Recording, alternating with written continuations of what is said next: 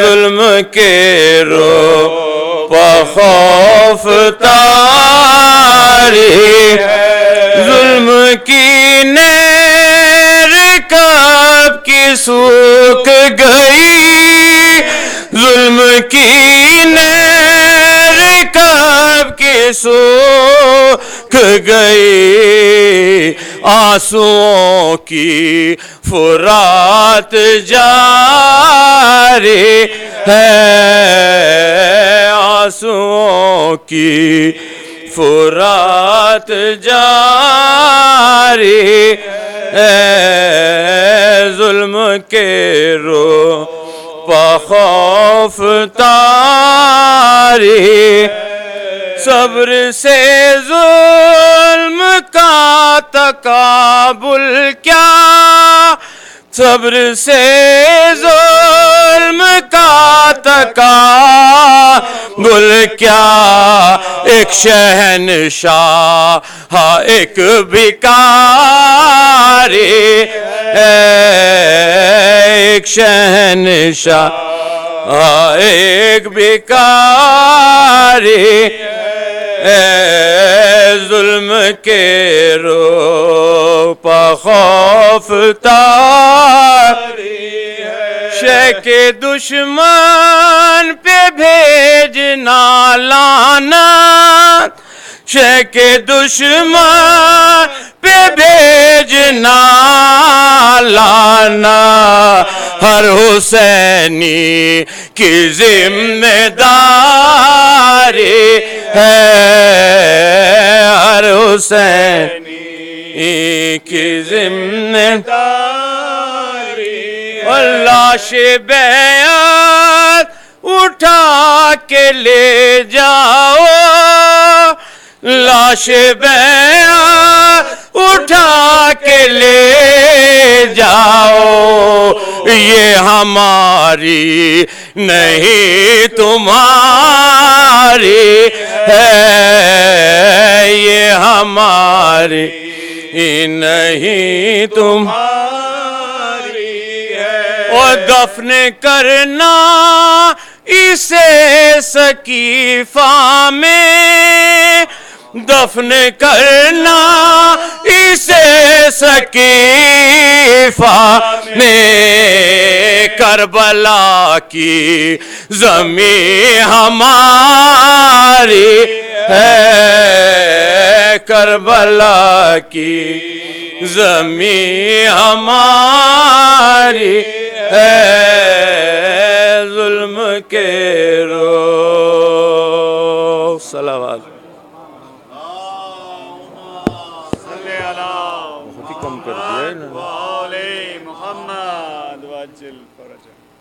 فاتحہ روح شہداء۔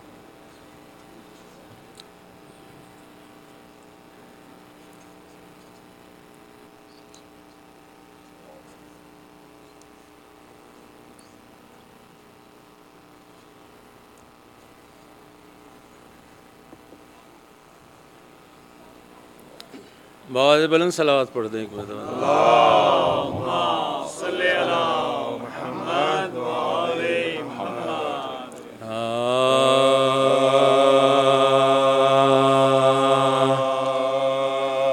کیا کرتے ہیں شبر کا سفر ہے،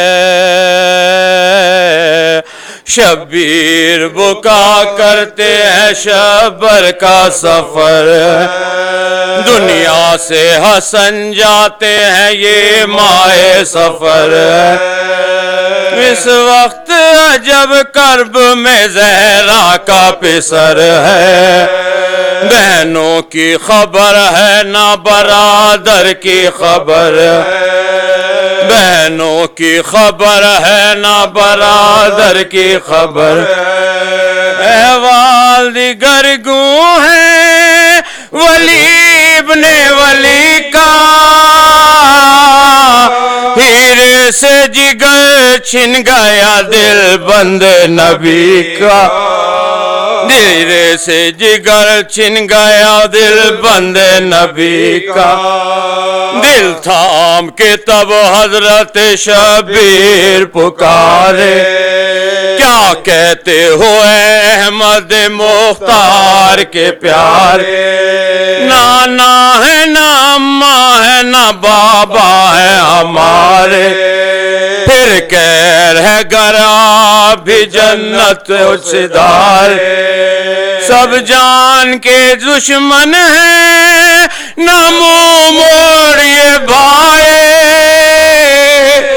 اس وقت میں تنہا نہ ہمیں چھوڑیے بھائی، اس وقت میں تنہا نہ ہمیں چھوڑیے بھائی، یہ کہتے ہی پھر درد جگر نے جو ستایا، تب سید مسموم نے ایک ظرف منگایا، ابکائیاں نے جو لگی منہ کو جھکایا، الماس سے کٹ کٹ کے کلیجہ نکلایا، الماس سے کٹ کٹ کے کلیجہ نکلایا، ٹکڑے تھے 72 دلے شبر کے لگن میں،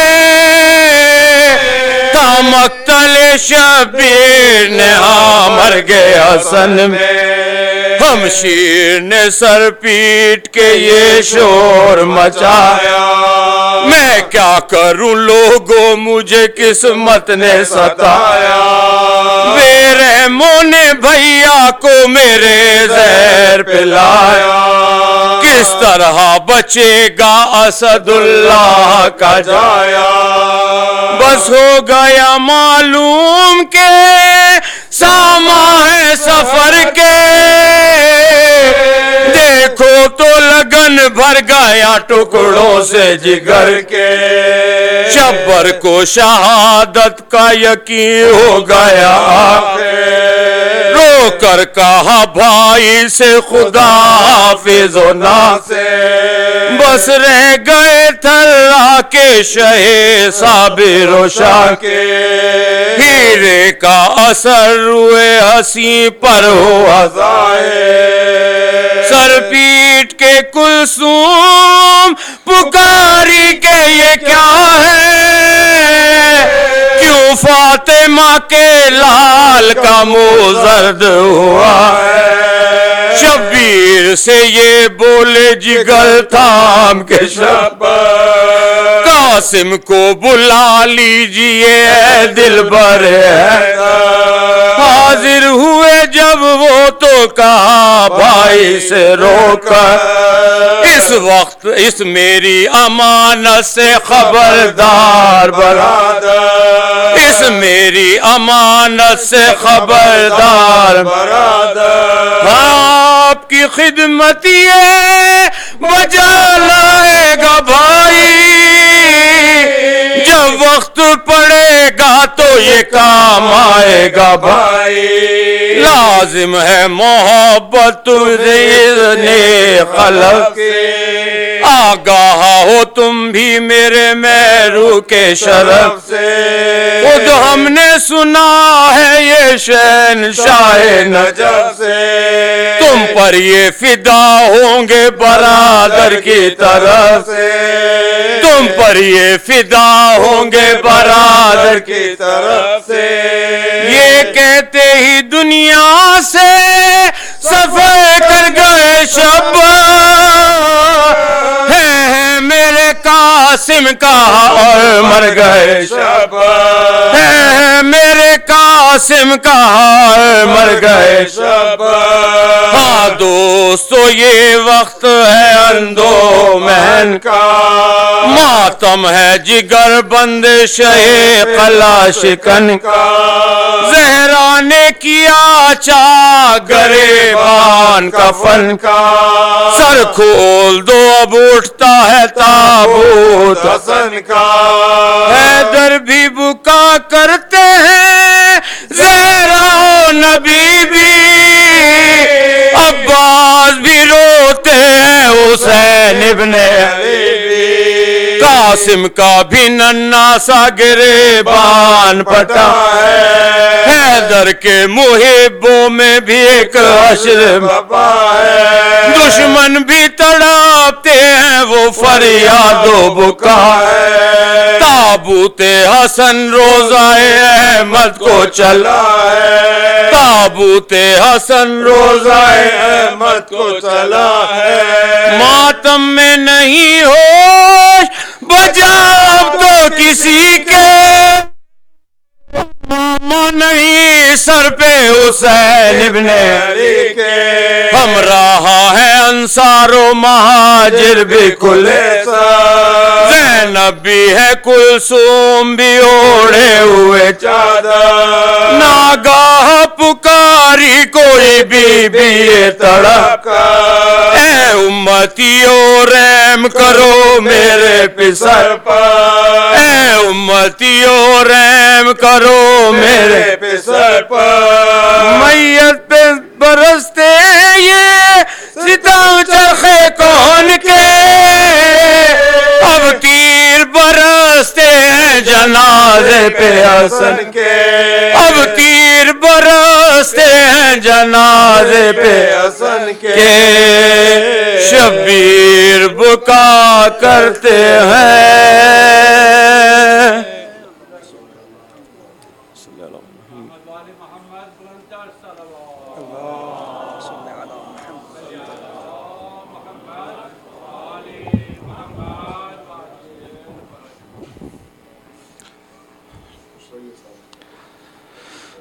Assalamu alaikum, brothers and sisters.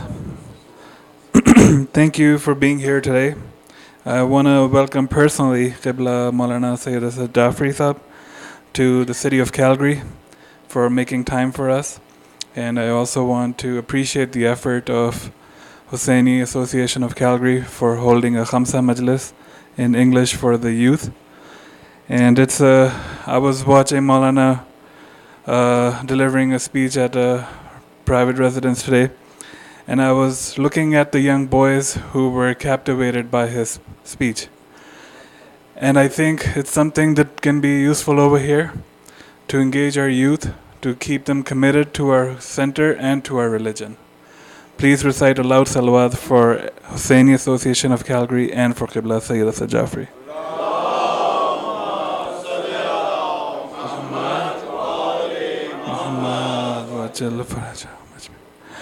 I don't know if you know much, but Qibla Sayyid Asad Jafri has done his studies. He's lived his whole life in North America.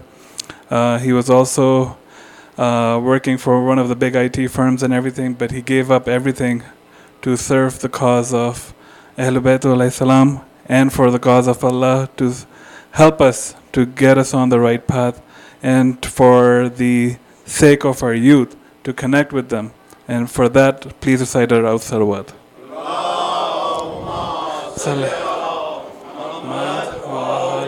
Muhammad.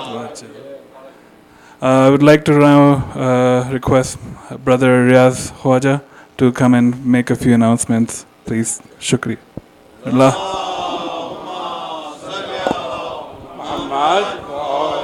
Muhammad. Bismillahirrahmanirrahim. Assalamu alaikum wa rahmatullahi wa barakatuh. First of all, सबसे पहले मैं क़िबला मोहतरम जनाब मौलाना असद जाफ़री साहब का अपनी जानिब से, हुसैनी एसोसिएशन ऑफ कैलगरी की जानिब से, तमाम मोमिन की जानिब से बहुत बहुत शुक्रिया अदा करता हूँ कि उन्होंने अपनी मशगूल वक्त में से हमें टाइम दे दिया है। आज कल हमारे दरमियान बहुत सारे स्पीकर्स मौजूद है, लेकिन आलिम बाअमल बहुत मुश्किल से मिलते हैं और बहुत उनकी शॉर्टेज है। अल्लाह ताला से दुआ है कि जितने भी उलमा हैं, महाराजा इकराम हैं, इनको सेहत सलामती अता फरमाएँ। और we are blessed to have him here Calgary में। और हमारे पास हमेशा से चैलेंज रहा है यूथ के हवाले से कि यूथ के लिए इंग्लिश स्पीकर्स होने चाहिए, ऐसे स्पीकर्स होने चाहिए जो यहाँ के हालात से वाकिफ़ हो। और हमने इसकी कोशिश के लिए क़िबला को दावत दी है, और इंशाअल्लाह मैं अपनी जानिब से भी आपके ताउन से, आपके तरफ से क़िबला से गुजारिश अभी भी करूँगा कि हमारे लिए फ्यूचर में भी और वक्त हमारे लिए मुअय्यन करें।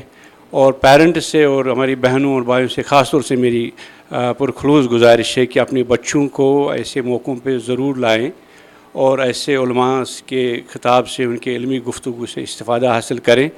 اور بہت ساری جگہوں پہ میں نے سنا تھا کہ قبلہ کی اسپیچ صرف یوتھ کے لیے ہوگی، لیکن ہمیں خود قبلہ کی اور دیگر علماؤں کی علمی گفتگو سے استفادہ کرنا چاہے کہ ہم خود لا علم ہیں. اور یوتھ بظاہر ان کے کچھ سوالات ہوتے ہیں، اس کے لیے کل یہاں پر جو کوشچن آنسر احسن طریقے سے قبلہ نے اس کے فرائض انجام دیے. اور آج خاص طور سے بچوں کا جو 15 سال سے اوپر کی عمر کی ایج کی بچیاں ہیں وہ قبلہ کے ساتھ ون آن ون گفتگو کریں گے آفٹر ڈنر. اور اسی طرح کل بوائز کے لیے ہم نے رکھا ہے قبلہ کے ساتھ. تو اس میں میری گزارش ہے تمام برادران سے، اپنے بچوں جو 15+ ہے ان کو کل یہاں پر اپنی مجلس خود بھی آئے مجلس میں، اس کے بعد پروگرام کے آخر پر ان بچوں کو ان کے قبلہ کے ساتھ بیٹھنے کا موقع دے. وہ آپس میں ڈسکشن جو ان کی ہوں گی وہ پیرنٹس کے بغیر کریں تاکہ بچوں کو کوئی بھی ہچکچاہٹ نہ ہو سوالات یا ڈسکشن کرنے کے لیے. تو ایک دفعہ پھر قبلہ کا بہت بہت شکر گزار ہے. اور اس کے علاوہ جیسے آپ حضرات کو معلوم ہے کہ جو نیکسٹ ہم نے لاٹ خرید لی تھی حسینیہ کے لیے، اس کے لیے جتنے بھی ہمارے مخیر حضرات برادران ہیں جو بھی بھائی لوگ اس میں کوشش کی ہے اور ڈونیشنز دی ہے، ان کا بہت بہت شکریہ. انشاءاللہ اللہ تعالیٰ اور بی بی فاطمہ الزہرا سلام علیہ ان کے اس کاوش کو، اس خدمت کو اپنی بارگاہ میں قبول فرمائیں. اور جن جن بھائیوں سے میں نے پچھلی دفعہ بھی گزارش کی، اگر ہر ایک فیملی $1,000 دے گی کیلگری میں تو ہمیں بینک میں لون لینے کی کوئی بھی ضرورت نہیں پڑے گی. پوری جو اس کی مارٹگیج $390,000 کی کاسٹ ہے، ہمارے پاس $75,000 کے قریب آلریڈی موجود تھے اس فنڈ کے حوالے سے، اور ہم نے مزید $70,000 ریز کیا ہے پچھلے کچھ ہفتوں میں. اور یہ تمام آپ لوگوں کے تعاون سے ہوا ہے. اور ہمیں 390 کا ٹارگیٹ جو حاصل کرنا ہے، اور ایزیلی ممکن ہو سکتا ہے، صرف $1,000 اگر پر فیملی ڈونیٹ کر سکتی ہے تو ہمیں پھر بینک میں مارٹگیج کے لیے نہیں جانا پڑے گا.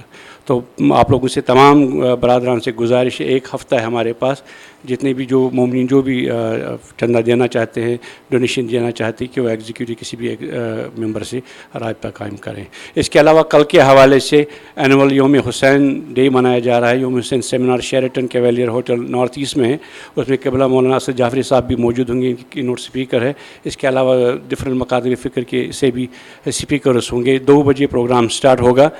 اور کل کے بزی اسکیڈول کے لیے مومنین کی آسانی کے لیے سنڈے اسکول کو کل معطل کیا گیا ہے تاکہ مومنین زیادہ سے زیادہ شرکت کریں اس سیمینار میں، اور پھر کل رات کی مجلس میں بھی شرکت کریں، کیونکہ تاکہ مولانا قبلہ کی سپیچز کل جن لوگوں نے ان کی سپیچ سنی ہے، آج دن میں گوہر بھائی کے ہاں سپیچ سنی، ماشاءاللہ بہت زبردست سپیچ تھی. اور قبلہ کو اللہ تعالیٰ ان کو جزائے خیر ان کی توفیقات میں اضافہ فرمائیں.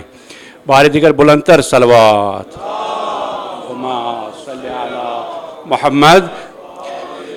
اب میں ملتمس ہوں قبلہ محترم حسن جعفری صاحب سے وہ ممبر تشریف لائیں اور خطاب فرمائیں. بار دیگر بلندتر صلوات.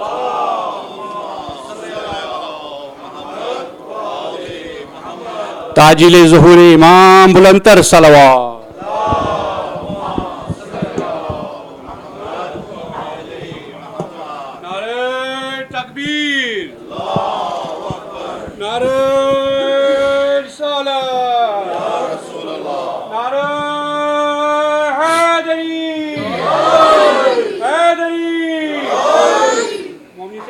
تھوڑا آگے کی تشریف لائے تاکہ آنے والے مومن کو زحمت ہو. تمام بچوں سے خاص طور سے ان سے گزارش ہے کہ اپنے سیل فون جیب میں رکھیں تاکہ قبلہ کی سپیچ سے اللہ حاصل کر سکے. فارغ دیگر بلندتر صلوات. اللہم صلی علی محمد و آل محمد.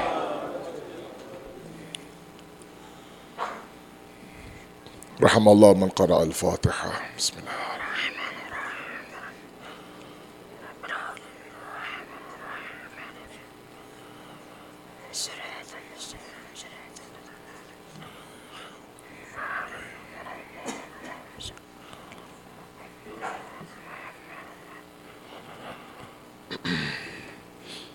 صلو علی محمد و آل محمد.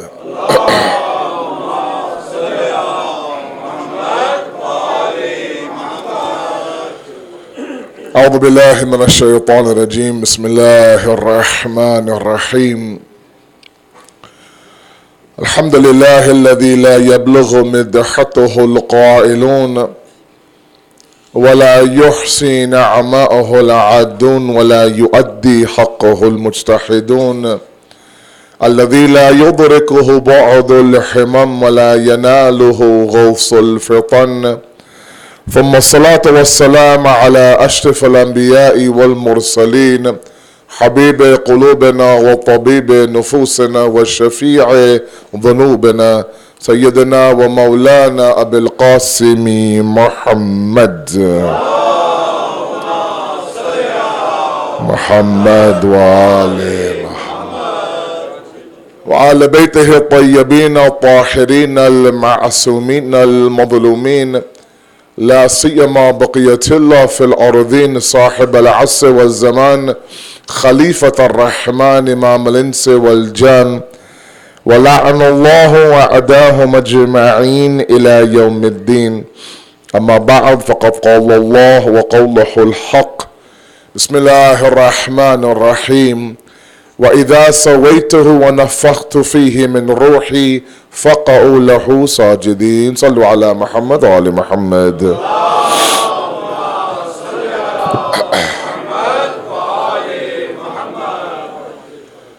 We first of all send our condolences to the Imam of our time, the Rahbar of the Ummah, the Maraji, all of you, on the Shab of Shahadat of two very important factors in the propagation of the deen. One, of course, is our Holy Prophet sallallahu alaihi wasallam.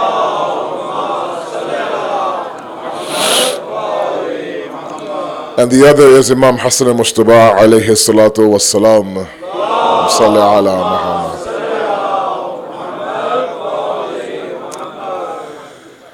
We have a topic in mind, as all of you know, and before I get to that topic, it's important that I say a few words about each of these personalities.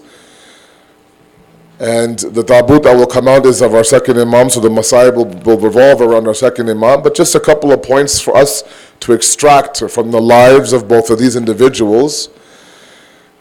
Simply commemorating their shahadat isn't enough. We have to learn from them and then apply those teachings into our life as well. When we examine the Holy Prophet's mission, and I encourage all of my youth out there, and I'm happy that Riaz Bhai made the point that sometimes when you hear an English speaker, an English khamsa, the adults think that, okay, 5 days chutti. And even though obviously my elders can teach me a number of things, maybe as reminders from someone as like your son, might not be a bad thing. So it's not just the idea of children, inshallah, we can all use those reminders. When we examine the life of the Holy Prophet, and again, as I mentioned to all of you, recently I've become a big advocate of history, because history has immense lessons behind it. And it's important that we understand where our deen came from, and in which zahmat the deen was brought to us. And it's important that we start our history from the life of the Holy Prophet. Sometimes the Shia history begins at Ghadir and moves forward. There's a whole 23 years before Ghadir that really is an eye-opener for a lot of us who study that history. And many lessons can be learned from the life and the mission of the Holy Prophet, from the age of 40 till 63. One such lesson for my elders, myself, and my youth, if you examine some of the responsibilities the Prophet gave individuals, you will notice a common theme. And that common theme is that he gave really, really difficult and important responsibilities to young individuals. Examples I've given before. The first Mu'adhin of Islam after Fateh Mecca, Bilal Habashi, was 18 years old. The first Muballigh of the Deen in terms of an actual trip outside of the peninsula to Abyssinia, to Ethiopia, was Ja'far al-Tayyar. He was 22 years old. Amir al-Mu'mineen up and down the wars of Medina and Mecca was in his 20s. On Ghadir, he was 33 years old. There's many stories of individuals where the Prophet would place a lot of hope in these young individuals, and they would respond. In the process, what he would do is he would empower the youth and tell them that the door of the deen for you and your age is always open for you. And when we look at the fact that on the day of Ghadir, the one shikayat, the one gila, the one complaint that the elders of the ashab had towards this announcement of Ghadir was not about Imam Ali's taqwa or his ilm or his shuja'at. It was only about his age. That you're going to give this entire empire to this 33-year-old individual. My teacher makes a point that I always make when Ghadir comes up, and it's a point that really shook me, that I want to share with all of you. Inshallah, you'll have an open mind when I say this. It won't be, blasphemous. But he says, the teacher would tell us when we were going through the history of Ghadir and the ayat of the Quran of Ghadir, he would say that we should thank Allah subhanahu wa ta'ala that we weren't there on the day of Ghadir. Yeah. As much as we want to be there, he says that at that moment there was a lot of confusion. And the confusion was planted naturally. And the confusion was that on one side you had this 33-year-old man, young man, who would wear patched up clothing, tie up his shoes with ropes, would feed himself with dry bread and a little bit of salt and maybe some water. On the other side you had this older gentleman who perhaps had a little bit of a white beard, maybe, a little bit of a sajda nishan in his forehead, maybe an abba, maybe an asa, who knows. But he looked the part of the Khalifa. And back then, even today sometimes, if you're elder, you're wiser. Doesn't matter what comes out of your mouth, but the sheer fact that you're at this amount of age, you're wiser. And at that moment now, you have somebody now who's just entered the deen of Islam, and there is this confusion. That on one side you have a 33-year-old, on one side you have this older gentleman. Right? And so sometimes our youth ask us, why did the majority go towards Saqifa? And there was a handful after Saqifa left beside Imam Ali. And there's reasons behind that. But I don't want to be put in that position. Now it's clear to me, 1400 years later it's clear to me, who was haqq, who was not haqq. But back then, when Ghadir was fresh, after a 4-hour khutbah where you're tired and you're hot, things weren't as clear as they were. So you were asked to make a very monumental decision, and many made the wrong decision, I'm sorry. But it was the Prophet that would say that, look, if your only complaint with my successor and my Khalifa and my Wasi and my Imam and my Wali and Hujjat is the age of the man, you should know that the past 23 years, I never looked at age as a criteria. It was always the state of the heart of the individual. Didn't matter how old they were. This was a huge lesson, even today, for you and I. Sometimes, I often say this, I'll say it wherever I go. Sometimes a kid walks in through these doors, and he may not look like an everyday youth. Lambe zulfe, flowing in the wind. Maybe a few piercings. Maybe pants that are one size too small. Maybe a weird color on Shab Shahadat. And you look at him and you think, he's gone. He's Gumrah. Why is he here? And the Prophet never did that. If I had more time, this entire ashra is required to make all of us realize, and the youth realize, that sometimes you all think you can't do this Islam thing. And the Prophet showed, Amalan showed, that I gave huge responsibilities to very, very young individuals that came from households of idol worshippers. And every single time they never disappointed me. It's a matter of them believing in themselves. Right? So not only do we have to promote and open the door for our kids and our youth, but the youth have to walk in once the doors open as well. It's a two-way street, right? Sallu ala Muhammad wa ala Muhammad.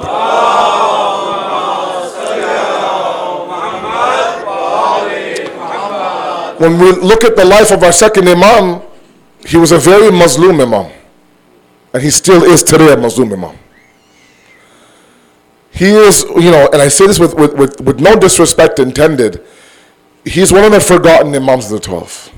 I'm sorry, that's the reality of it. We have narrowed him, or we have kind of did a khulasa bandi, a summary of him to be a person who did sulah with Muawiyah, And a person who was, somebody who, even I've heard this from people, that had he been there on the plains of Karbala on the day of Ashura, he would not have confronted Yazid. He would have what? Did sulah with Yazid. It's zulm against our second Imam. We have levels in prophethood. We have ulul azam prophets that are higher than anybody else. We don't have levels in imamat. If you pick and choose and cut and paste the imam in any door, any era, they'll do the exact same thing the other imam did. No difference. So this wasn't a difference in the fact that Imam Hassan was subs and green, Imam Hussain is surkh and red. These Ja'ali hadiths would be very careful. From the very member sometimes it's recited. That when Imam Hassan was born, this red cloth was tied around him. Sorry, this green cloth was tied around him. Green meaning what? Peace. Don't rock the boat. Just always look for the easy way out. Don't confront. Be peacemakers. It's okay. And red mean what? Revolution, inqilab, shahadat. Right? Blood, war, jihad. Right? So Imam Hussein wore the red cloth. Imam Hassan wore the green cloth. Right? Shahzadeh Amn we have as one of his laqabs, do we not? And it might be true, but what we're saying is that he was not able to confront Muawiyah, so he was forced to do sulah with him. And it has nothing to do with Imam Hassan or Imam Hussein. Some might say, oh, that was Muawiyah, this was Yazid, two different people. No, it's the exact same person. The only difference between Imam Mujtaba and Imam Hussein was one. The ashab. The ashab. That's it. Had Imam Hassan had the ashab of Imam Hussein, he wouldn't do salah with Muawiyah. He had the same courage, the same bravery, the same shuja'at, the same strength, the same skill set as his brother Hussein ibn Ali did. But he's known today as an individual who doesn't like to kind of confront the enemy and, let's just find a solution and let's not rock the boat and it's wrong. It's zulm against our second Imam. Let's not do that. The other thing that is constantly written about him is that he was a habitual divorcer, na'udhu billah. Islamic writers, albeit not Shia, they refer to him as a mitlaq. A mitlaq from talaq is a person who marries a woman, divorces her, marries a woman, divorces her. Books are written about his life claiming that he married and divorced 70 different women in his life. Astaghfirullah. That's not zulm, that's zulm. And the amount of dhulm he went through physically, inshallah, I'll bayan in the Masaib. But let's not be those individuals who don't know much about him. I asked my kids, my youth, today is the shab of his shahadat. Yes, we have one right about the 7th of Safar, that's fine. But let's make a promise to our second Imam that I will get to know you better so that if I ever come across anywhere on social media a post that's falsely attributing you to these various characteristics, I can defend you and your deen. Sallu ala Muhammad wa ala Muhammad.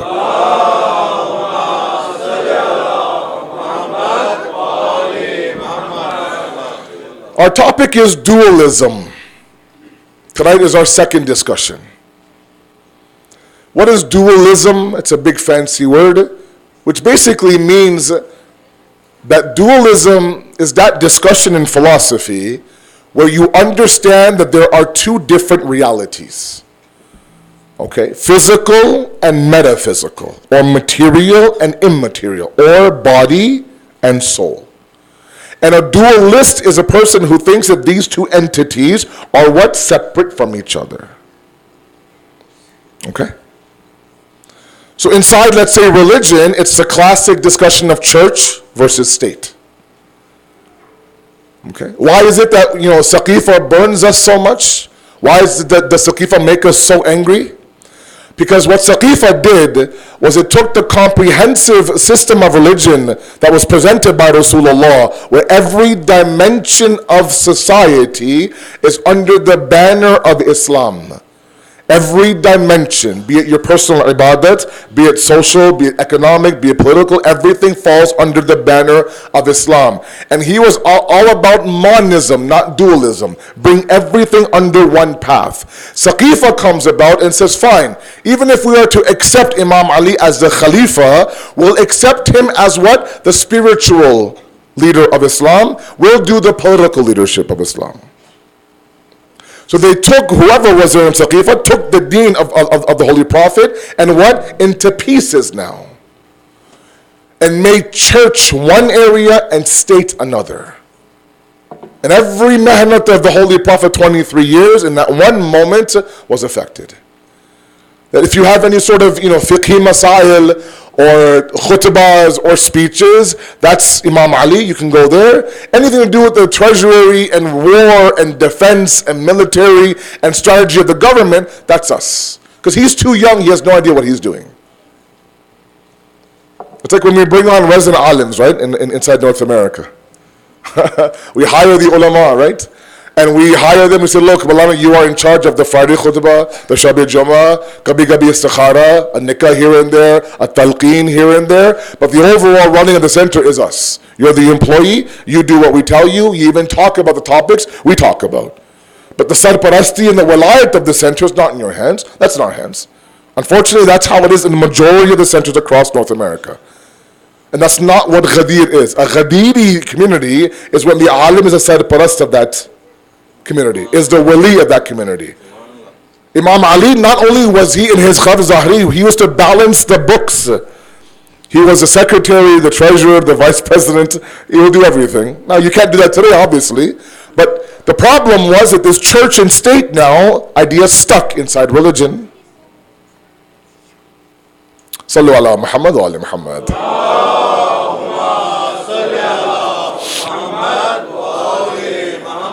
I'm being asked, please, if you can move as close as possible to the front, please. There are many people in the back right now, please. Thank you.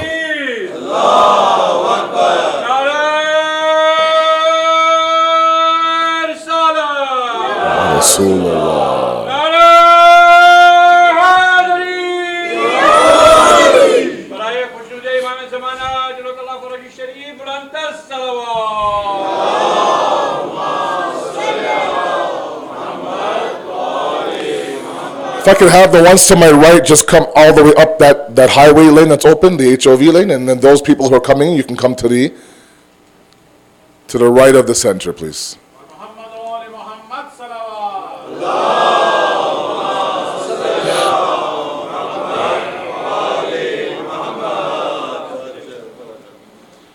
There's Bismillah.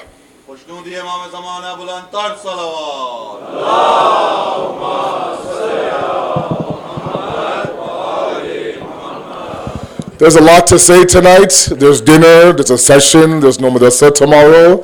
So get comfortable, relax, inshallah. You're with me for at least 2.5 hours, inshallah. Ya mashallah, mashallah. Sallu ala Muhammad wa ali Muhammad, ya.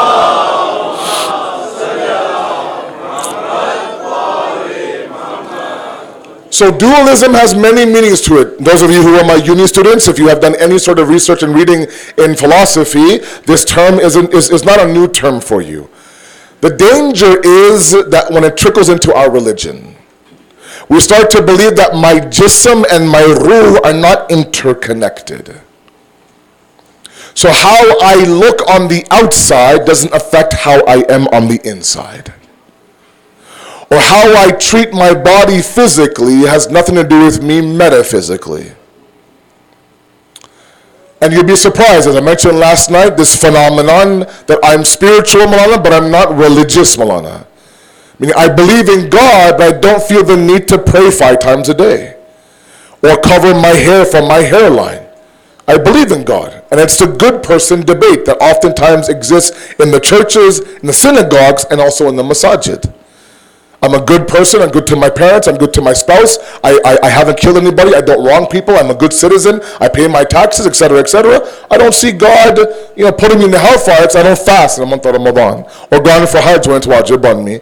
Right? These little nitty-gritty details are not important. What's important is my spirituality.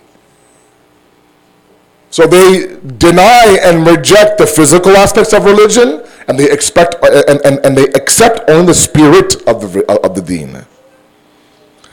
And I'm here tonight, and these next 3 nights after tonight, is to what? Is to kind of debunk that debate. So let's understand a couple of key points with some simple examples. To my youth out there especially, and I know there's a big struggle right now, I get it. And the struggle is very real, as you guys say.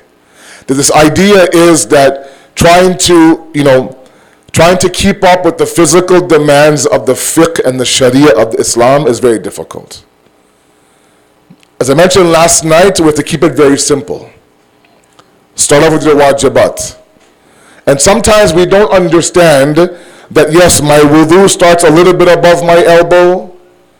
My masa of my feet start, just above my toes, and then they go towards my ankle.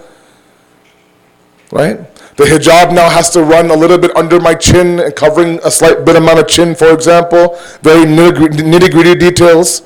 Right? If you do 2 rukus instead of 1 ruku, your salat is batil. What's the point of all this? And it's a lengthy discussion. But I'll give you one example. The example I give my kids to understand is a space shuttle. A space shuttle. You've seen these launches on TV, right? When NASA holds these launch pads, they sometimes show that live.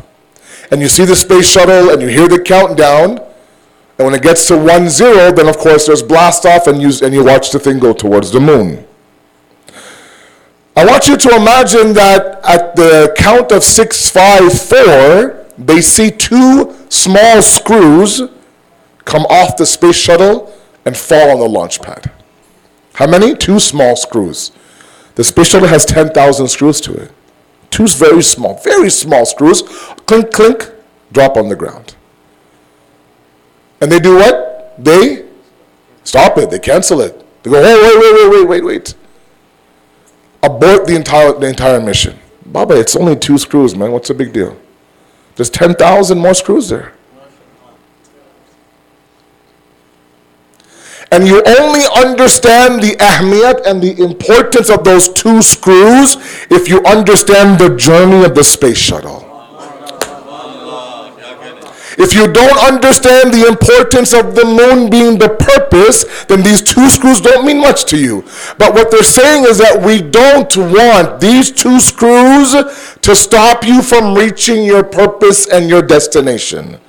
The only time that these little nitty-gritty details of the fiqh make sense to us is when we understand our purpose being Allah subhanahu wa ta'ala. It's not about wudu being above the elbow, below the elbow. It's not about me not going back up my arm when I do wudu. It's about the fact that this is a tool, a screw, one small screw of thousands to get to Allah subhanahu wa ta'ala. Now you remove that, you strip the space shuttle of all of its screws, then fine, there's still a shell around it, but it won't be able to get to the moon. And the space shuttle's purpose is to get to the moon. Unless we understand our hadaf and our purpose, then this whole talk about dualism won't make sense. Because the reality is that where we should be moving towards, my youth out there, my older youth out there, is the fact that you take your various lives and you harmonize them into one life. Look, let's be very real up here, okay? I was also born and raised in Toronto. I went to uni in Toronto, to school in Toronto. I worked in Toronto. I know the challenges a lot of you guys go through. Your 20s and your 30s, etc., etc. And especially now, in the era of social media and glamorization, everything is public. We live multiple lives. And we put on multiple masks. We enter through this door of Hussainiya and we put on the Hussaini mask. Right? With that mask comes certain libas, certain akhlaq, certain clothing, certain way. Salam, kya hal hai, khair, alhamdulillah, everything. That's the mask of Hussainiya. That's the mask of Hussainiya. You go home, you take off the mask of Hussainiya, you put it on the wall, you take off the mask of home, and you put on your home mask. Your libas, your clothing, your akhlaq is something else. You take off that mask of family, put that on the wall. You take off the third mask of you being alone in your room. You have your own room, mashallah. You have your own TV, maybe. You definitely have the Wi-Fi password. You have your device. It's 1 o'clock in the morning. Nobody is there. It's you, and it's you. That's one mask. The way you act when you're alone in the room is not how you act here in Hussainiya. Another mask is social media. If I was to stumble across you guys, or if I was to sit there and follow you and creep you out on Twitter, let's say for example, or somehow spy on you in your Instagram account, I wouldn't be able to recognize your language, how you post, what you choose to retweet. This was a kid who read Dua Nutba yesterday. Now all of a sudden on social media he's somebody else. Example, I don't know who read Dua Nutba yesterday. It's an example. If his father is here, please, I know nothing about your son. I was just an example, sorry. I don't want him to be, the chappal at home. I don't want that to happen, inshallah. Sallu ala Muhammad wa ala Muhammad.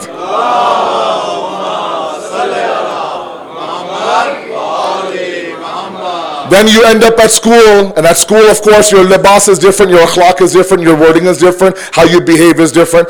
You get my point. We have on the wall 9 to 10 different nails. Every nail has its own mask. And we pick and choose which mask to put on when we are in front of the appropriate person. Sometimes we mess up, we wear the wrong mask at the wrong place. Oh, that's not good.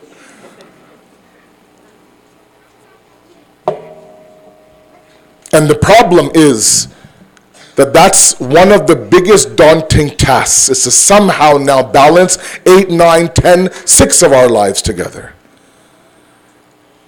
Monism, the opposite of dualism, the idea of tawheed. Tawheed is not a verbal la ilaha illallah. Tawheed, living tawheed, it's a verb. You're tawheeding.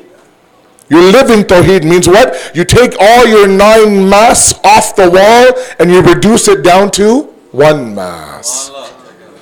Such that if you're in Hussaini, or you're by yourself inside your room, or you're with your spouse, or you're at school, or you're online, or you're with Bob and Robert and Henry at work, whatever the case may be, you have the exact same mask on. Imam Ali alayhi salatu wasalam says,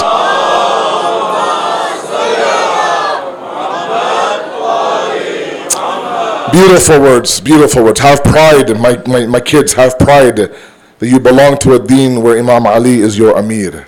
That's pride, man.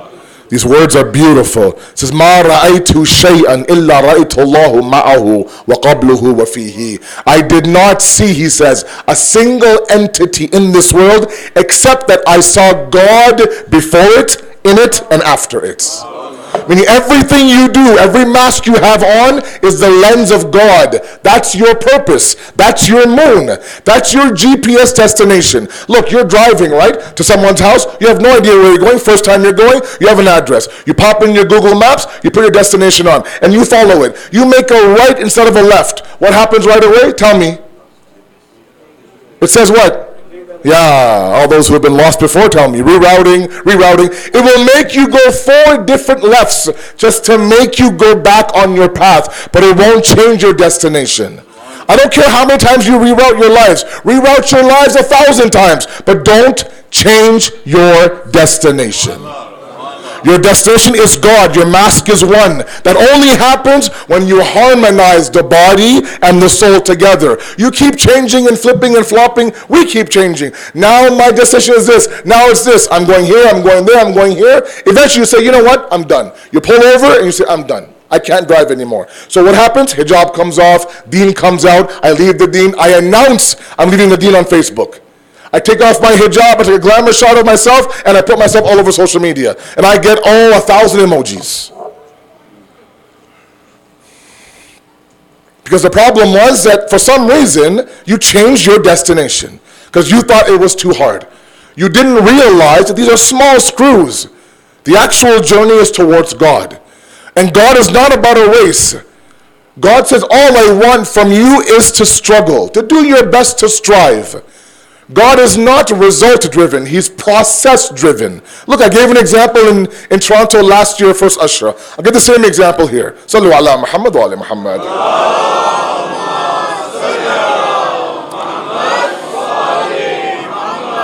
A lot to say. I'm just warming up now, mashallah. The engine's getting nice and warm now. Yes. 2.5 hours, inshallah. Stay with me. Where was I? Sallu ala Muhammad wa ala Muhammad.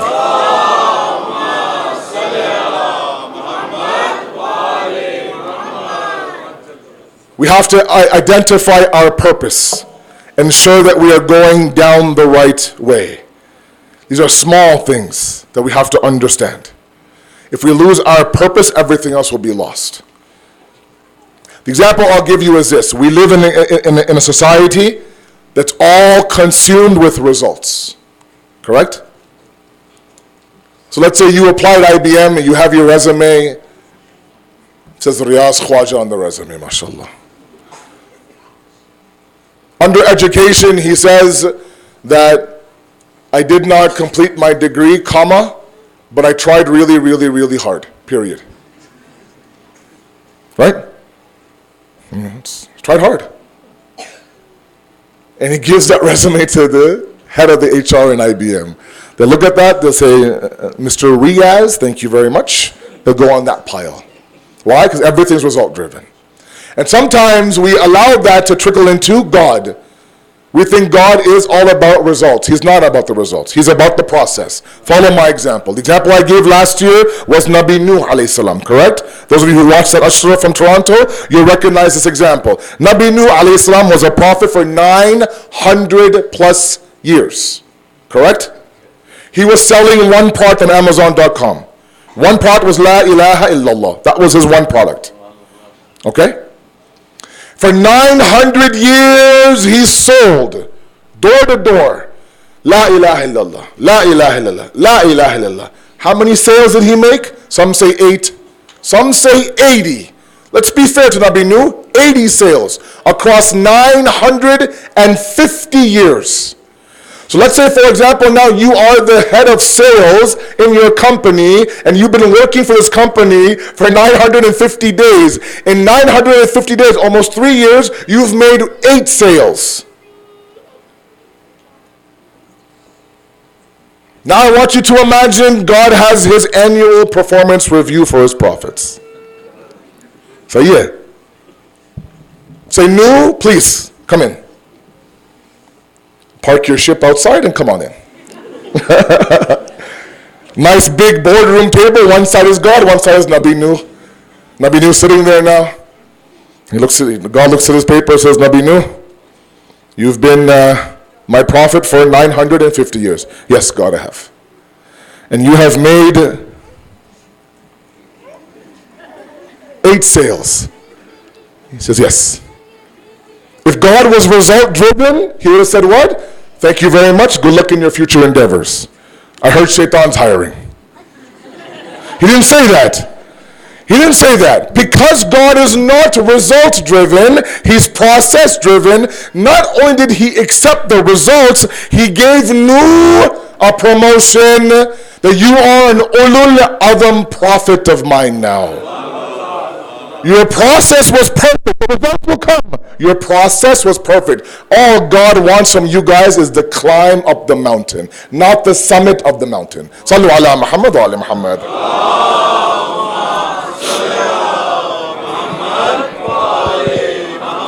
So yeah, if that means you set 4 alarms for Fajr, set 4 alarms for Fajr. If that means that now it's wajib for you for Hajj, then go for Hajj. Make that effort. God sees that effort. Sometimes you wonder, does God see what I'm doing? Absolutely. He sees everything that you're doing. We may not see it. God sees everything. If we begin to believe this idea, soul is separate, body is separate, I can still believe in God and not follow his physical commandments, we are on the path of failure. We're bound to lose the deen. And many of our youth are losing the deen. Badi himmat say they denounce their religion.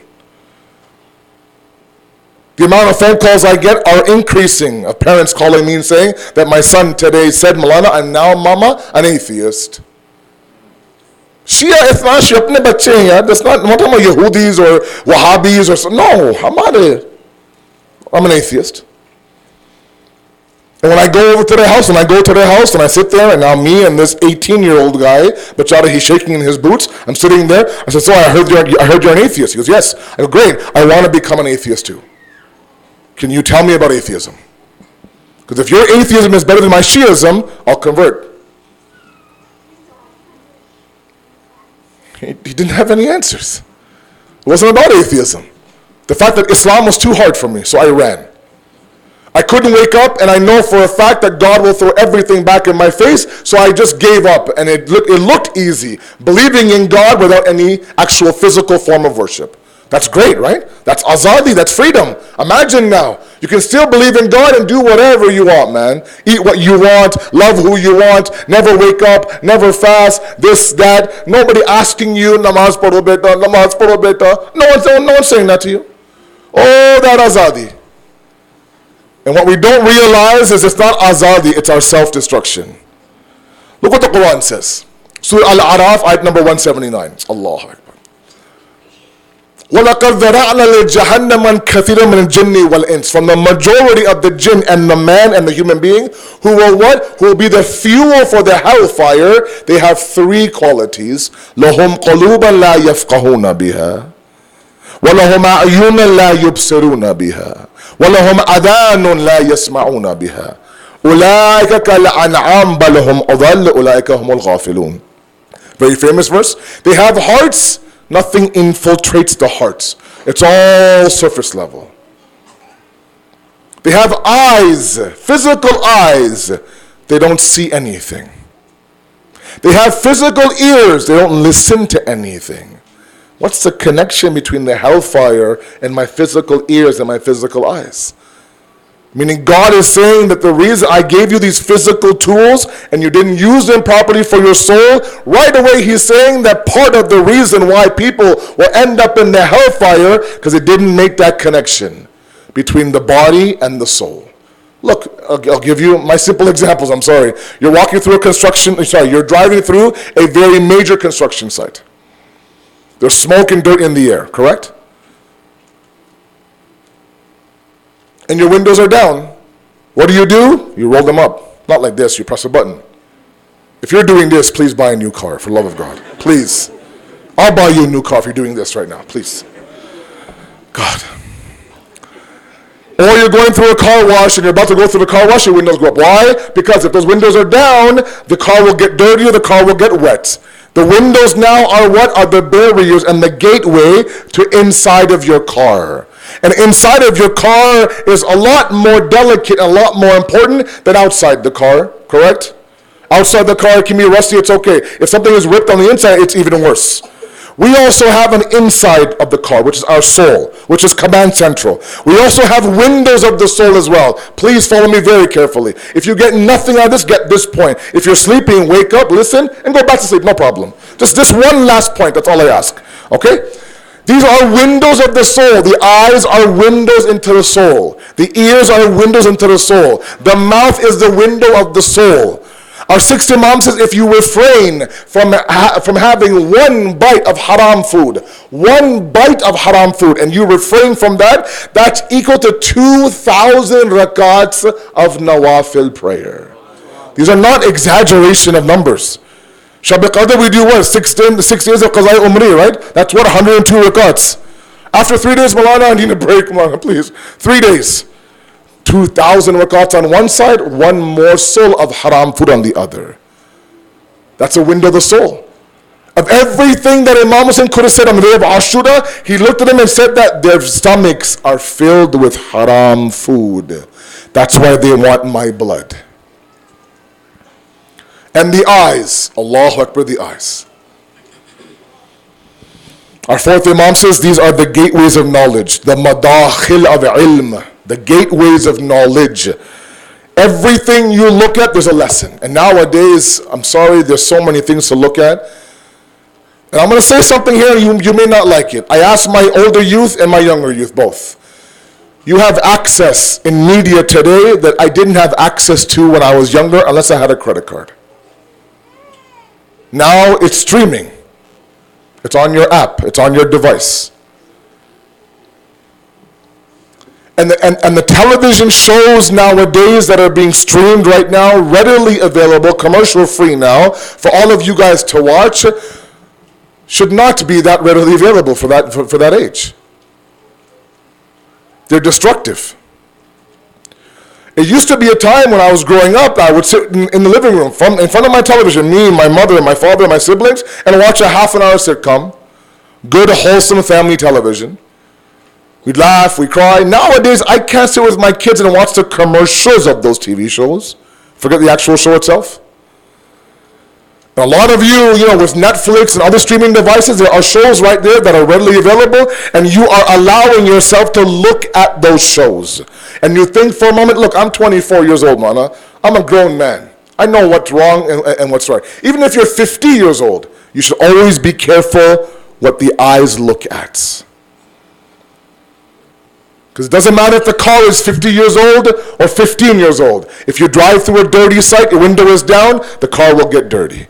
Doesn't matter if the eyes are 15 years old or 50 years old. You look at something that's disgusting, it's going to affect your soul. I can literally tell what a kid watches on Netflix by his language, by his talk, by his little codes, by his innuendos. I wish I could say the names of the shows and remember. I don't want to. But you know what you watch. And then you sit there and you post it on social media. Sick finale. Hashtag this, hashtag that. Baba, you're 15, 16 years old. You shouldn't be watching those kind of shows. If this was a movie theater, you wouldn't be allowed in. And we have to understand that these are all things physically going through my body into my soul. Because the one reality is the fact that your essence, our essence is me. What I mean by that is this. Sallu ala Muhammad wa ala Muhammad.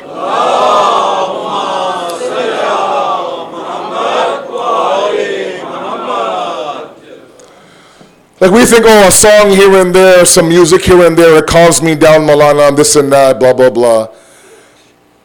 Part of our divorce rates, why we have such high divorce rates, how much counseling I do in Toronto. Young couples, born and raised in Toronto, fought the entire world to get married. The entire Khandan to get married. Baba, I love him, Baba. Okay, all right. Okay. Usi se main shaadi, okay, all right. Let's do it, fine, let's do it. Nikah now after 6 months, 8 months, 10 months. They fight, they scrap, the entire Khandan puts on a brave face, a few qabiltus, and you're married, alhamdulillah. And 6 months later, now what? They're calling me, can you come and, recite our divorce? I said, what? You're 28 years old. You and I grew up together. Why all of a sudden? Part of it is the fact, and I'm sorry guys, you got to understand where I'm coming from. We've spoiled our eyes. We spoiled our eyes. We want to marry that person that I see on my device. We actually legitimately, I've actually heard guys say, look, Mulana Asad, you travel a lot, and can you find a girl for me? But can she be like this person? And he actually refers to a character in a TV show. Dude, seriously? Really? That doesn't exist. Those are lights and cameras in Hollywood and Bollywood. That's not reality. So meanwhile, all my eyes think beauty is this. Now someone comes along who's beautiful inside and out, but she smiles weird, Mulana. He has squinty eyes, Mulana. His hair does a weird curl thing for some reason, Mulana. I can't marry a curl guy. Okay. Part of it is because we've allowed our eyes to look at whatever we want. It's dangerous. I asked my elders, my parents, please be very, very vigilant about what your kids watch on the devices. And I'm sorry, even if you're 45, 50 years in this audience, and Netflix is a part of your daily routine, please be careful what you watch. Sallu ala Muhammad wa ala Muhammad.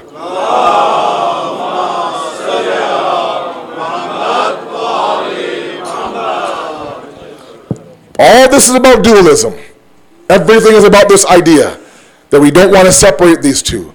Don't think for a moment, my physical eyes are one thing, my soul's another. No, they're very much detached. Because the essence of who you are has nothing to do with your physical body.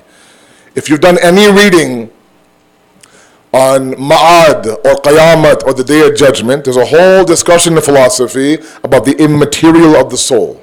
The immaterial nature of the soul. Ruh-e mujarrad, as they call it. The immaterial nature of the soul. In a book called Theological Instructions by Atala Misbah Yazdi, who is still alive, may Allah prolong his life inshallah, a senior alim and senior scholar in Qum right now, he's written a book called Theological Instructions, Amuzish Aqaid in Farsi. And the last section is on the Day of Judgment. And he has a beautiful talk about how we can prove the soul is immaterial. Okay? Life after death. Here's a very beautiful discussion. It requires a little bit more attention right now than I'm getting from all of you. So give me a nice loud salawat, please. Muhammad wa ala Muhammad, please.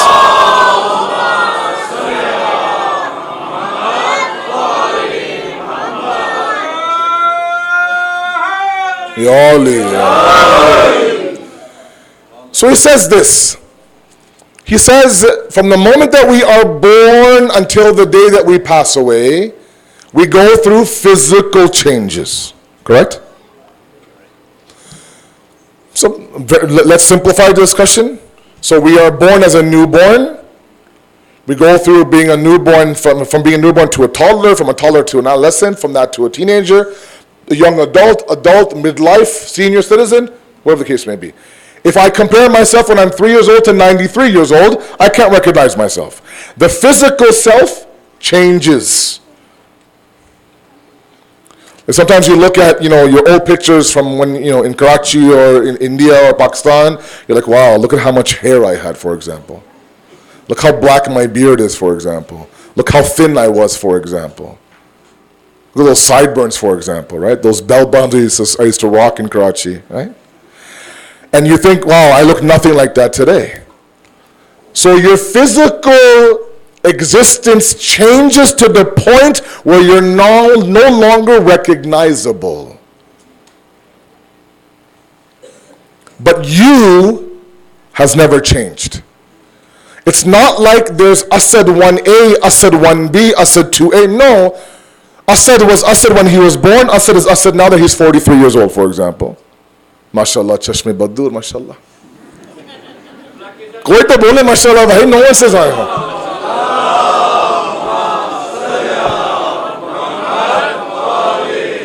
You were 2 minutes too late, sorry about that. No, your MashaAllah means nothing to me now, but anyways, khair. The idea is that while I went through a physical change, a drastic physical change, what didn't change was this parallel entity called me, called Asad Jafri. Correct? Asad Jafri, a newborn, Asad Jafri the toddler, Asad Jafri the teenager, Asad Jafri the young man, Asad Jafri the senior citizen. That never changed, but my physical being changed throughout my entire life. So what attached itself to my physical transformation was me, I, Asad Jafri. And that's who you are. What's death now? Death is that separation from my physical transformation to Asad Jafri. This remains, the body gets buried. Very simple. Death 101. And the kamal of the insan is that God says, look, I made you from me, from my fitrat. I blew in you from my spirit. وَنَفَخْتُ فِيهِ مِنْ رُوحِي. From my spirit I blew into you. I give you all of the potential to be my khalifa, to represent me and my sifat. And I'm putting you in this body that's filled with desire and anger and lust and this and that. And your kamal is to come back to me in the same level that I brought you into this world. Inna lillahi wa inna ilayhi raji'un. Okay? Because the reality is, look, animals are born animals, they die animals. Correct? Dogs are born puppies, they die dogs. Horses are born ponies, they die horses. But the human is born a human, but it doesn't mean that we die a human being. When Sibli is saying to our fourth Imam, look how many Hujjaj there are this year, he says, if you could see what I see, there's only a handful of humans doing tawaf of the Kaaba. So the kamal is that we were born into a human form. We have to go back to Allah with that same human form. But that cannot be done without each other, the spirit and the body. The body is a tool used by the soul. The body is an amanat given by God. So that's why when you look at Imam Sajjad's Risat al-Huquq, his treatise on rights, beautiful bill of rights, talks about the right of the eyes and the tongue and the ears and the stomach, and all these body parts, because he knows that these are used by Command Central. If you separate these two, you'll never reach your purpose. The soul needs the body needs the soul. But who is Afzal, who is the CEO, is the soul, obviously. That's the part that will move on beyond this world. So don't fall into the trap of church and state. Don't think for a moment that it's okay if I don't do the nitty-gritty nuts and bolts of the deen. No, that will only come about when you understand your purpose and your hadaf. Sallu ala Muhammad wa ali Muhammad.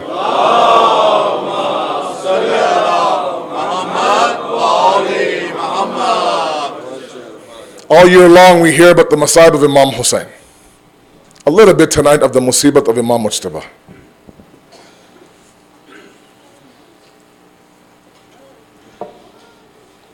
He lived in a very difficult time. He witnessed with his own eyes things that were very hard to forget. For my youth and my youngsters who may not know, he was poisoned by his wife. Not once, the books tell us that several times the poison was given to Imam Mujtaba inside water. And the books say that when the rest of the poison, after he consumed it, was thrown on the grass began to bubble and boil within seconds. What type of zahar she used, I have no idea.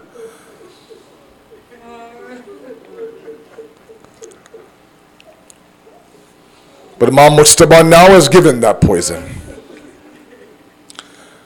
If that's the state of the grass, imagine now what's happening on the inside. He begins to turn color. He begins to vomit. Beside him is Abu Abdullah al-Hussain.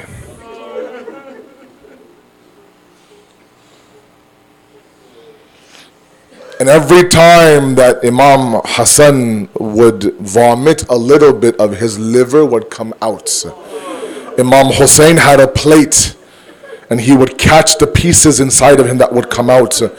When Imam Hassan realized that Zainab was coming to see him, he said, Bhaiya,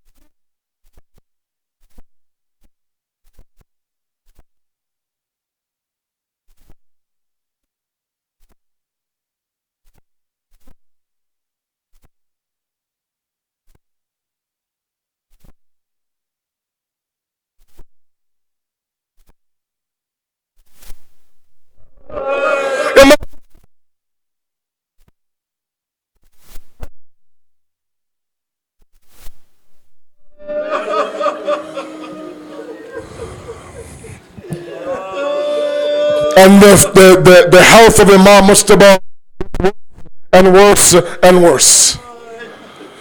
And then he begins to tell Imam Hussain that, Bhaiya, if possible, but if that causes fitna or fasad or a problem, don't fight.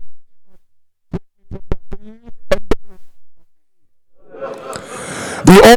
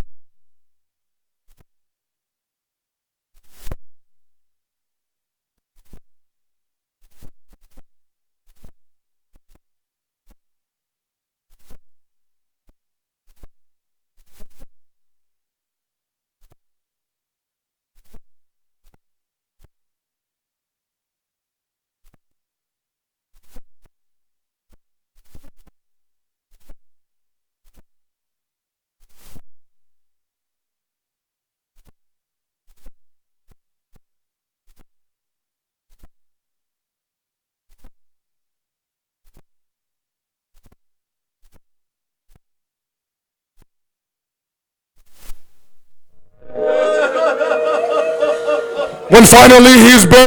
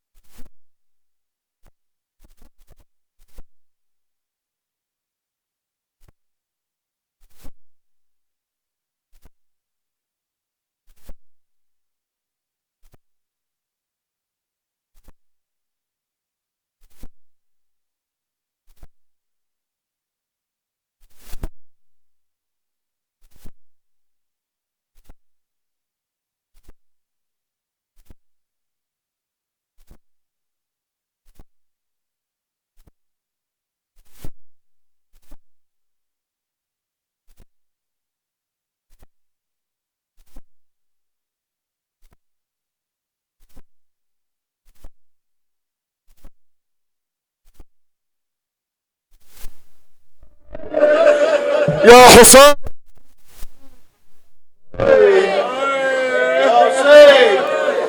Ya Hussain, Ya Hussain, Ya Hussain, Ya Hussain, Ya Hussain.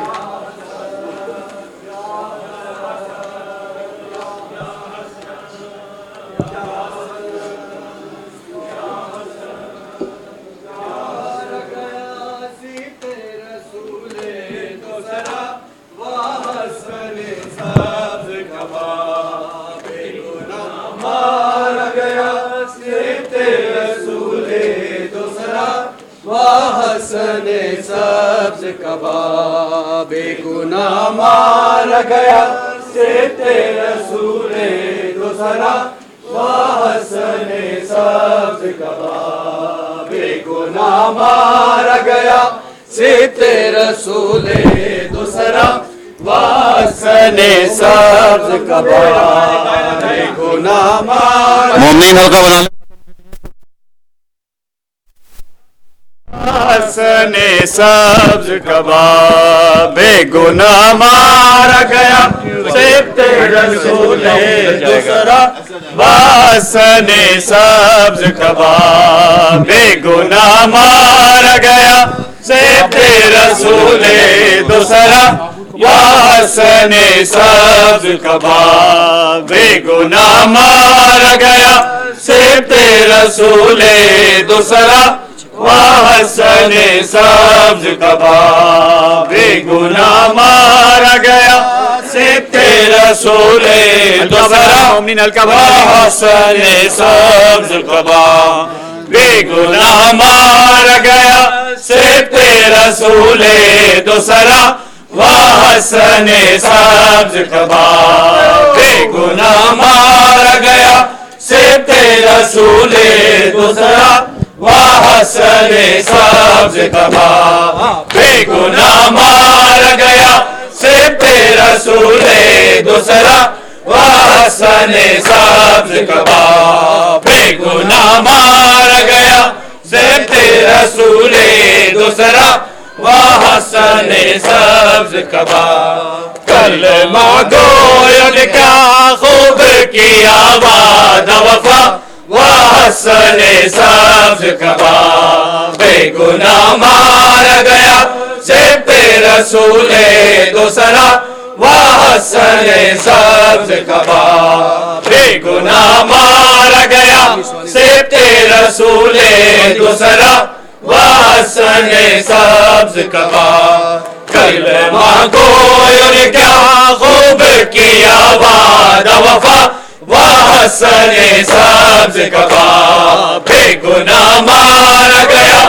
سبت رسول دوسرا حسن سبز کبا بے گناہ مارا گیا سبت رسول دوسرا حسن سبز کبا گھر سے ایک بار جنازہ جو نکل جاتا ہے پھر وہ کب آتا ہے پھر وہ کب آتا ہے یہ وہ تابوت ہے جو لوٹ کے پھر گھر کو چلا حسن سبز کبا بے گناہ مارا گیا سبت رسول دوسرا وحسن سبز کباب بے گناہ مارا گیا صرف رسول دوسرا وحسن سبز کباب بے گناہ مارا گیا صرف رسول دوسرا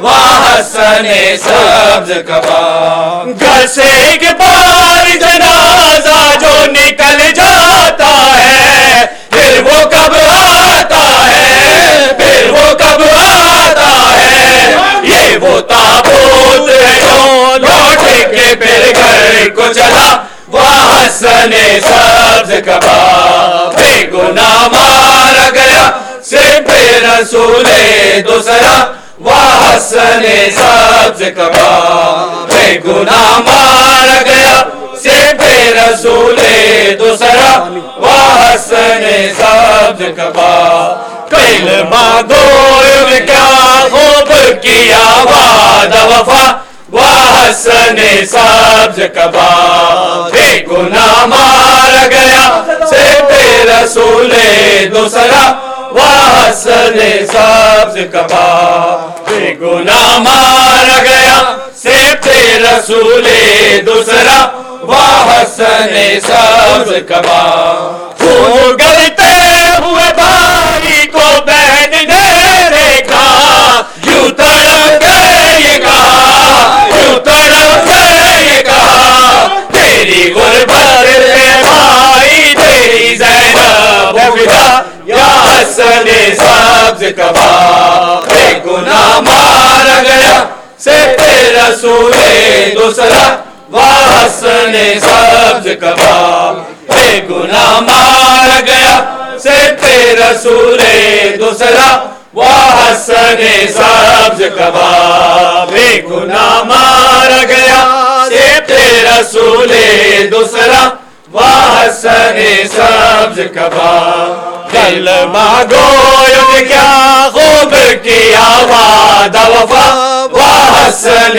سبز کباب بے گناہ مارا گیا صرف رسول دوسرا وحسن سبز کباب بے گناہ مارا گیا صرف رسول دوسرا وحسن سبز کباب ہو گلتے ہوئے بھائی کو بہن نے دیکھا یوں تڑپ یہ کہا یوں تڑپ یہ کہا تیری غربت ہے بھائی تیری زینب فدا یا حسن سبز کباب بے گناہ مارا گیا صرف رسول دوسرا وحسن سبز کباب بے گناہ مارا گیا صرف رسول دوسرا وحسن سبز کباب کلمہ گوئے نے کیا خوب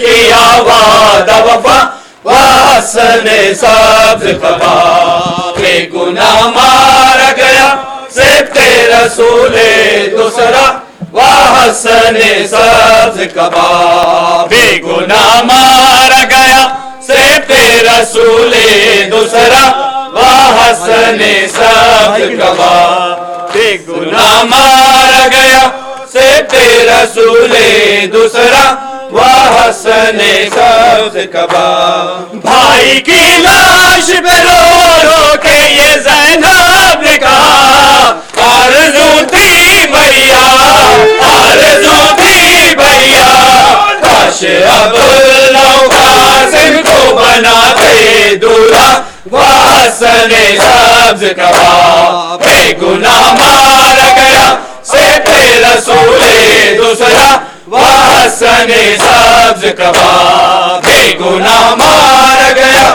صرف رسول دوسرا وحسن سبز کباب بے گناہ مارا گیا صرف رسول دوسرا وحسن سبز کباب کلمہ گوئے نے کیا خوب کیا وعدہ وفا وحسن سبز کباب بے گناہ مارا گیا صرف رسول دوسرا وحسن سبز کباب بے گناہ مارا گیا صرف رسول دوسرا وہ حسن سبز کبا تیرے تابوت پہ کس واسطے مارے گئے تھے اے مسلمانوں کے پیر اے مسلمانوں کے پیر کلمہ پڑھ ملتے جب تیرے اہل جواب وہ حسن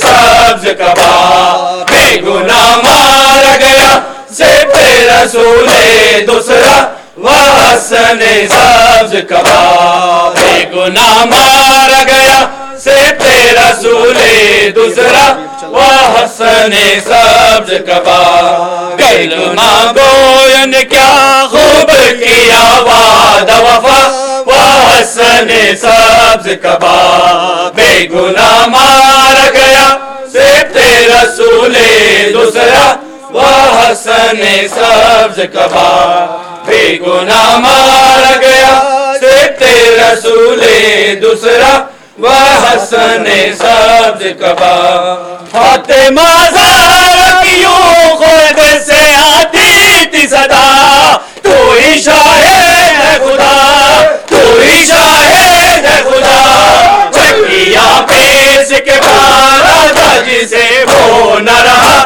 وہ حسن سبز کبا بے گناہ مارا گیا صرف رسول دوسرا وہ حسن سبز کبا بے گناہ مارا گیا صرف رسول دوسرا وہ حسن سبز کبا کلمہ گویا نے کیا خوب کیا وعدہ وفا وہ حسن سبز کبا بے گناہ مارا گیا صرف رسول دوسرا وہ حسن سبز کبا بے گناہ مارا گیا صرف رسول دوسرا وہ حسن سبز کبا بے گناہ مارا گیا صرف رسول دوسرا وہ حسن سبز کبا وقت رحلت نانا نے وصیت کر دی اس پہ تاکید کی اس پہ تاکید کی اہل بیت اور کلام اللہ بس میرے سوا وہ حسن سبز کبا بے گناہ مارا گیا صرف رسول دوسرا وہ حسن سبز کبا بے گناہ مارا گیا صرف رسول دوسرا وہ حسن سبز کبا بے گناہ گویا نے کیا خوب کیا وعدہ وفا وہ حسن سبز کبا بے گناہ مارا گیا صرف رسول دوسرا وہ حسن سبز کبا بے گناہ مارا گیا صرف رسول دوسرا وہ حسن سبز کبا رسول دوسرا وہ حسن سبز کبا بے گناہ مارا گیا صرف رسول دوسرا وہ حسن سبز کبا گھر سے ایک بار جنازہ جو نکل جاتا ہے پھر وہ کب آتا ہے پھر وہ کب آتا ہے یہ وہ تابوت ہے جو لوٹ کے پھر گھر کو چلا وہ حسن سبز کبا بے گناہ مارا گیا صرف رسول دوسرا وہ حسن سبز کبا بے گناہ مارا گیا امام یا حسن یا حسین مولا حق امام یا حسن یا حسین مولا حق امام یا حسن یا حسین یا حسین یا حسین یا حسین وہ عابد بیمار تھا وہ عابد بیمار تھا چلنے سے جو لاچار تھا چلنے سے جو لاچار تھا اور شام کا بازار تھا اور شام کا بازار تھا اور مصطفیٰ کی بیٹیاں مولا کے امام یا حسن یا حسین مولا کے امام یا حسن یا حسین مولا حق امام یا حسن یا حسین یا حسین یا حسین یا حسین شبیر کی وہ لاڈلی شبیر کی وہ لاڈلی سینے پہ جو شاکر پڑی سینے پہ جو شاکر پڑی جس کی آواز بن میں جلی جس کی آواز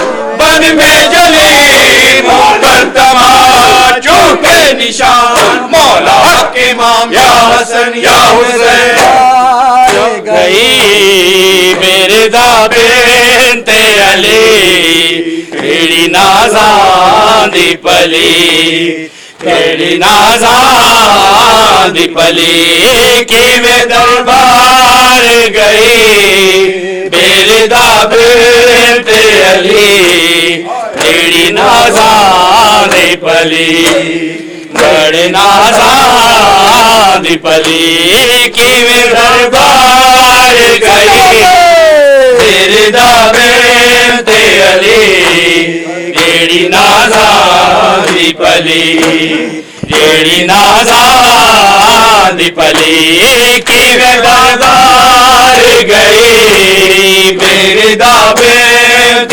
علی جیڑی نازاں دی پلی جیڑی نازاں دی پلی پاکے ہاتھ کڑیاں جدا شام دے بازار آئی باڈی مجبور تے بیچے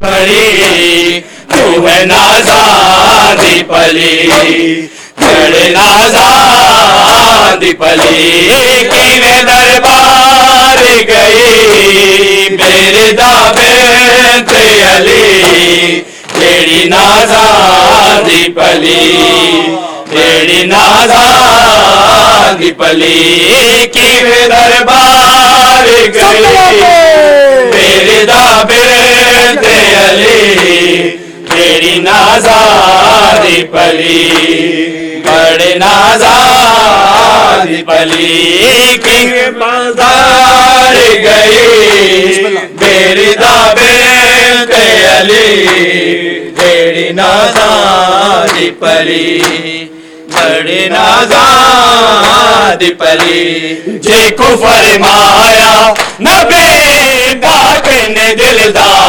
ٹکڑا ہائے افسوس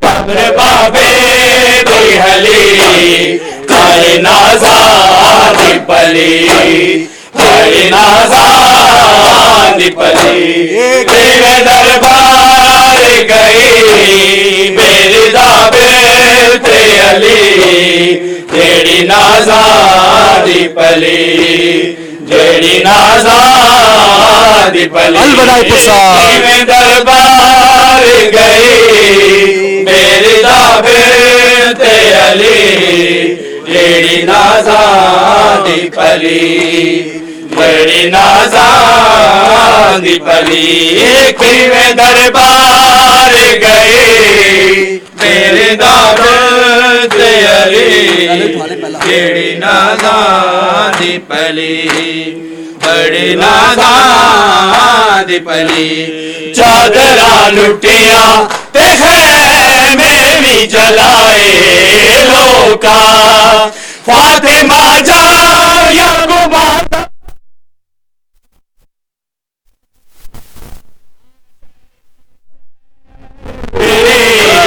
بن گئی یار نبی جیڑی نازاں دی پلی جیڑی نازاں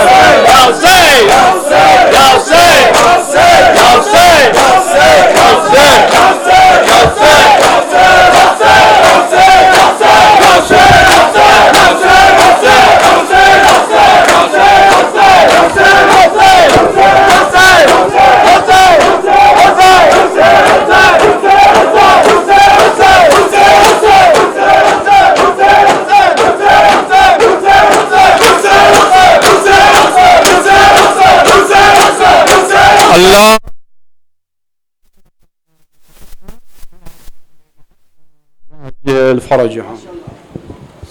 دشمنان اہل بیت پر لعنت.